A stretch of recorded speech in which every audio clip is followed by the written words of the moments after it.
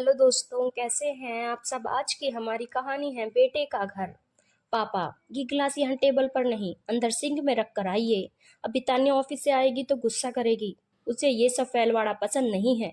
और आप अपना ये अखबार, किताबें, चश्मा और दवाइयाँ भी यहाँ से हटा लीजिए। ड्राइंग रूम साफ सुथरा होना चाहिए। मैं माया के लिए कॉफी चढ़ा देता हूँ। नितिन ने रमेश बाबू से कहा और अपने काम में लग गया। रमेश बाबू का अभी हार्ट का ऑपरेशन हुआ था। बेटे के बुलावे पर उसी के शहर में आ गए थे ताकि अच्छे अस्पताल में इलाज हो सके। इलाज चल ही रहा था, अभी डॉक्टर ने कुछ दवाइयां दी थी जो समय पर लेनी थी।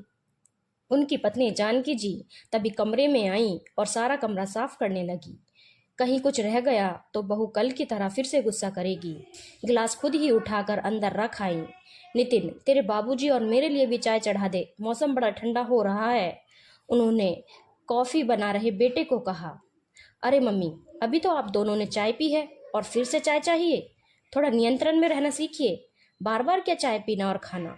बेटे नितिन के मुंह से ये सब सुनकर जानकी जी भौचक्की रह गई। वो तो बेटे के घर को अपना घर समझकर रहने आई थी, पर यहाँ आकर उन्हें लगा कि ये उनका घर नहीं, वो तो यहाँ बस मेहमान हैं जिन्हें 2 वक्त की रोटी और चाय भी नाप तोल कर दी जाती है।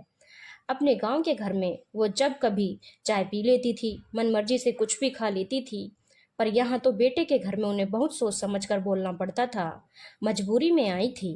और वो रमेश बाबू अच्छे भले गांव में रह रहे थे। अचानक से रमेश बाबू की तबीयत बिगड़ने लगी और उन्हें वहां सांस लेने में दिक्कत होने लगी। गांव के डॉक्टर को दिखाया पर वो दवाई ज़्यादा काम न कर सकी। नितिन को बताया तो उसने गांव से शहर आने को कहा क्योंकि गांव में इलाज की सुविधाएं नहीं थी। जानकी जैसे तैसे रमेश जी को शहर ले आई। वहां डॉक्टर को दिखाया तो काफ़ी महंगा इलाज बताया। मम्मी, आपके पास पापा के इलाज के पूरे पैसे हो तो मैं आगे बात करूं, वरना देख लीजिए, नितिन ने बिना लाग लपेट के बोला। अपने आंसू आंखों में रोकते हुए उन्होंने बेटे के हाथ में फसल से आए पूरे पैसे रख दिए। तब जाकर नितिन उन्हें डॉक्टर को दिखा कर ले आया और इलाज शुरू करवा दिया। जानकी जी, यहाँ से चलो, मैं यहाँ नहीं रहना चाहता हूँ, मेरा यहाँ मन नहीं लगता। मुझे यहाँ क्यों ले आई, इस घर में मेरा दम घुटता है। ये बेटे का घर है, हमारा नहीं, रमेश बाबू बोले जा रहे थे। आप चुपचाप लेटे रहिए। अब ये डॉक्टर की दवाइयाँ मुझे कम पढ़ी लिखी को तो समझ में आती नहीं है, इसलिए मुझे यहाँ आना पड़ा। अब जैसे भी बेटे बहू रखे रह लो, इलाज होते ही यहाँ से चले जाएंगे, वो दिलासा देते हुए बोली। माया अपने ऑफिस से आ चुकी थी। माया बेहद ही नकचड़ी और गर्म मिजाज की लड़की है, जिसे ना अपने सास ससुर की परवाह है और ना ही घर की परवाह है। उसके आते ही नितिन ने उसे कॉफ़ी दी और अपने ऑफिस के काम में लग गया। जानकी जी डायबिटीज़ की मरीज थी, उन्हें हर थोड़ी देर में भूख लगती थी। शाम हो चली थी और अभी तक रोटी बनाने वाली नहीं आई थी। उन्हें भूख लग रही थी। बहू की रसोई में सिर्फ रोटी बनाने वाली ही जा सकती थी। जानकी जी को वहाँ कुछ भी करने की इजाज़त नहीं थी। जानकी, मुझे पता है तुझे भूख लग रही है और आज रोटी बनाने वाली नहीं आई। चल अपने घर ही चलते हैं। बेटे के घर में तो हमारी भूख प्यास और हमारी कोई कदर ही नहीं है। तभी नितिन कमरे में आता है। माया और मुझे एक पार्टी में जाना है, तो सुबह की रोटी बनी रखी है, वो खा लेना। मैंने अचार निकाल कर रख दिया है। लेकिन तेरे बाबूजी तो हार्ट के पेशेंट हैं, उनके लिए तो दलिया बनाना होगा। जानकी जी की बात को अनसुना करते हुए नितिन और माया पार्टी के लिए चले गए। जानकी जी ने कैसरोल में देखा तो 2 पतली पापड़ सी रोटी पड़ी थी। उन्हें तो इस तरह ठंडी रोटी खाने की आदत नहीं थी। आखिर अपने गांव में हमेशा गर्म और मोटी रोटी खाई हैं। उन्होंने हिम्मत की और रमेश जी के लिए दलिया चढ़ा दिया। उन्हें दलिया खिलाकर दवाई दी, फिर खुद ने वो रोटी खा ली। सामान ऊपर से उतारा तो उनसे दोबारा रखा नहीं गया। रात को दोनों देर से आए और सो गए।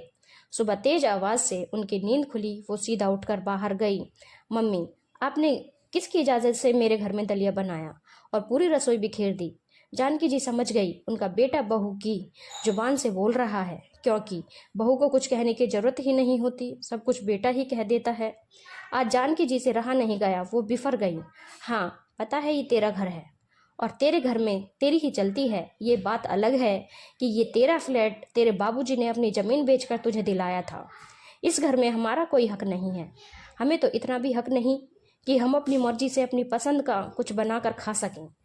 तेरे घर में हम दोबारा चाय भी नहीं पी सकते। ये बात और थी कि जब तू छोटा था तो हमने अपना पेट काट कर तुझे दोनों समय दूध पिलाया था, तेरे नखरे उठाए थे, तेरी पसंद का खाना बनाकर मैं तुझे खिलाने को तेरे पीछे पीछे दौड़ा करती थी।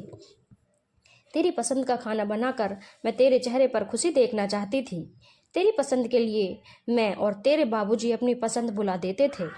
तेरे घर में तेरी पत्नी को हमारा बिखरा सामान पसंद नहीं है।